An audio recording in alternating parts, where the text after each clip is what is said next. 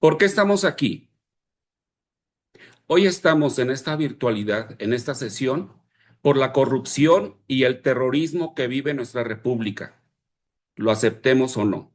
Gracias a Abogados Convencionalistas y Sinergia Abogados por la invitación a este simposio de profesionales del derecho, donde la unidad del profesionalismo y la lealtad a la república es la fortaleza con la cual las y los juzgadores federales en su momento defendimos a la independencia judicial de los ataques tanto del poder legislativo como del poder ejecutivo. Ejemplo de esto, les voy a hacer referencia por lo menos a 11 reformas que implican los golpes legislativos desde 2018. Pero luego vienen los ejecutivos que también los debemos tener en mente. Y decían por ahí un principio de la República de Colombia: quien no conoce el pasado puede repetirlo en su presente. Va por ahí. ¿Cuáles son esos golpes legislativos que ha sufrido el Poder Judicial en México? Primero, una ley federal de remuneraciones de los servidores públicos con la intención de afectar el ingreso de las personas juzgadoras. Salario digno para los profesionales del derecho, postulantes, académicos, investigadores y jueces, por supuesto. Dos, la reforma al artículo 97 constitucional para rotar cada 5 años a las y los jueces y magistrados federales. ¿Esto qué quiere decir? Inestabilidad en la función jurisdiccional. 3. Reforma al artículo 224 de la Ley Orgánica del Poder Judicial de la Federación para extinguir los fideicomisos de la Judicatura Federal, afectando a más de 55,000 trabajadores, lo cual no se ejecutó gracias a que aún estaba vigente la suspensión contra normas bajo la apariencia del buen derecho y en razón de la representación que tenían las asociaciones de juzgadores federales. Y luego vinieron recortes al presupuesto de egresos del Poder Judicial de la Federación hasta en un 7.6%. ¿Qué implica esto? Minar la economía de un poder tan importante como el Poder Judicial Federal. Después, la pretensión de reformar los artículos 28 y 243 de la Ley de Amparo. Fíjense para qué ustedes, postulantes: para cobrar el servicio de público de correos y telegráfico con una afectación millonaria directa al presupuesto en su momento. Afortunadamente no pasó. Luego, la propuesta de reforma a la ley reglamentaria de las fracciones 1 y 2 del artículo 105 de la Constitución, que pretendió se declarara la validez de las normas impugnadas por el Pleno de la Corte frente a la decisión que no lograba la votación para invalidarlas, tanto en controversias como en acciones de inconstitucionalidad. Después, iniciativa del Ejecutivo para reformar el total del Poder Judicial en México y sustituir a los ministros, magistrados y jueces federales y elegirlos por voto popular. A la postre sucedió, con las consecuencias que estoy escuchando aquí con ustedes. Y por si no fuera suficiente, la reforma a los artículos 129 y 148 de la Ley de Amparo, que debilitó la suspensión del acto reclamado con efectos generales y por consecuencia al propio juicio de amparo. Vamos con los golpes del Poder Ejecutivo o de carácter político, que pareciera que se nos olvidan. El primer ataque, llamado Plan A, consistió en la iniciativa de reforma constitucional electoral de abril de 2022, que pretendía, lo que hoy escuchamos al día y que está por presentarse, sustituir al Instituto Nacional Electoral por Instituto Nacional de Elecciones y Consultas, reducir su número de consejeros de 11 a 9, reducir el financiamiento de los partidos y desaparecer la figura de los legisladores plurinominales. ¿Les suena conocido el tema al día de hoy? Pero esta iniciativa no fue aprobada por los propios legisladores, que en su momento funcionó la oposición.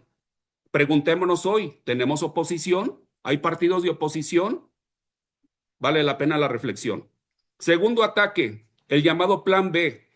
Otra vez la reforma electoral, pero desde la visión meramente de legalidad, modificando 6 leyes. ¿Qué pretendía, a grosso modo? Nuevamente, la reducción administrativa del INE y de las oficinas distritales de 300 a 264. La disminución del servicio profesional electoral al 84% cuando es sustantivo el aspecto profesional tanto en la judicatura como en la materia electoral. Necesitamos a los más conocedores especializados o a la persona de trámite que podemos invitar, la que va pasando aquí por la calle, que nos diga cómo operamos el corazón. Este plan B fue aprobado fast track por las cámaras de diputados y senadores. Pero ¿qué creen? Existía la Corte Constitucional en México. El 8 de mayo, la Suprema Corte declaró inconstitucional la primera parte del plan B por violaciones al proceso legislativo, al resolver las acciones de inconstitucionalidad del expediente 29-2023 y sus acumulados, que fueron 6, y además 161 controversias constitucionales adicionales. Entonces, afortunadamente ahí quedó y parecía que eso se trababa. Vamos al tercer ataque y el de mayor peligro para la democracia, que fue fraguado desde Palacio Nacional. Plan C. Ah, ok, dijo en aquel momento el que era el titular del Poder Ejecutivo Federal, que el partido mayoritario gane las elecciones del 2 de junio con el perverso objetivo de dominar tanto la presidencia de la República, pero sobre todo las mayorías calificadas en las cámaras de senadores y diputados del Congreso de la Unión. ¿Para qué? Para reformar a modo nuestra Constitución. ¿Qué creen? ¿Lo lograron?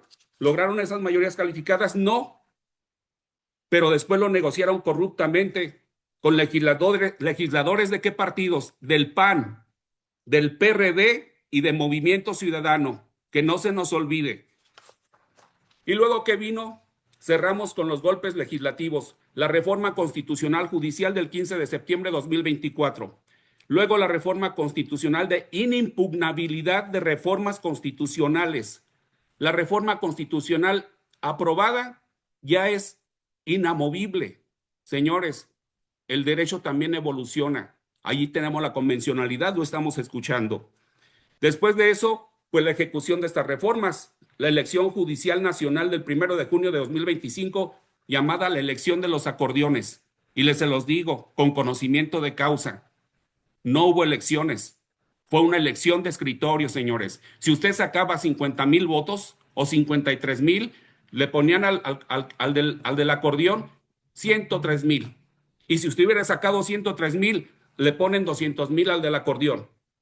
Fue un fraude electoral judicial, que nos quede claro. ¿Qué reforma falta entonces? Antes de esto, vino la última reforma a la Ley de Amparo, la de 16 de octubre de 2025, con más efectos retrógrados inconvencionales que en favor de los derechos humanos. El día que gusten platicamos. Ahora sí, ¿qué reforma falta? Ah, pues aquella del plan A, del plan B y que se confeccionó con el plan C, la reforma electoral, cuyo objetivo es debilitar más a la última institución que regula la democracia en México, que es el árbitro de las elecciones, el Instituto Nacional Electoral. Y lo que hoy queda porque conozco el tema de lo que es el Tribunal Electoral del Poder Judicial de la Federación, que si yo fuera magistrado de ese tribunal, renunciaría por dignidad de los que están hoy.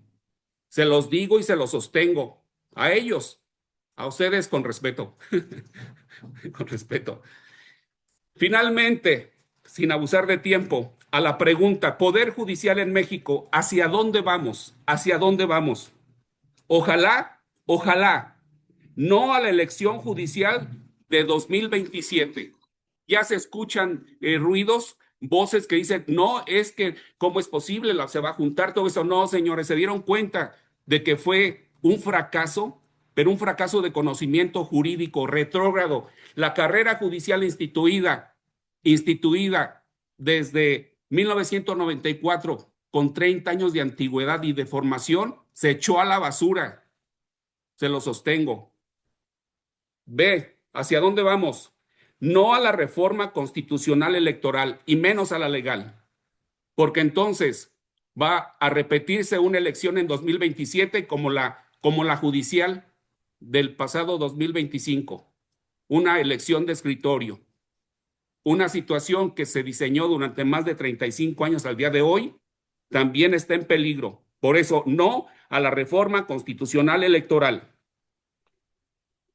3, sí al regreso de la profesionalización y la carrera judicial. Eso, cualquier abogado postulante, investigador de la judicatura, lo reconocemos, por supuesto. ¿De qué depende esto? ¿Qué es lo importante? Digo, ya gritamos, decimos, nos inconforma. Dos detalles muy singulares. Ojalá los partidos de oposición cumplan con lo que dijeron en sus estatutos, principios, programa de acción, defender el Estado de Derecho. Ojalá. Si el partido oficial no lo entiende o perversamente no lo hace, ojalá los partidos de oposición o la nueva oposición que hoy está surgiendo, porque vienen partidos y movimientos muy interesantes. Y finalmente, ¿de qué depende? Del voto ciudadano en las elecciones 2027. Ojalá, como ciudadanos cumplamos con nuestra obligación, votar 2027. Concluyo. Dijera don José María Morelos, no permitamos que gobierno extranjero mancille nuestra soberanía nacional, mucho menos gobierno interior o persona alguna destruya nuestras instituciones nacionales. México somos todos y recordemos, el juez imparcial es de carrera judicial.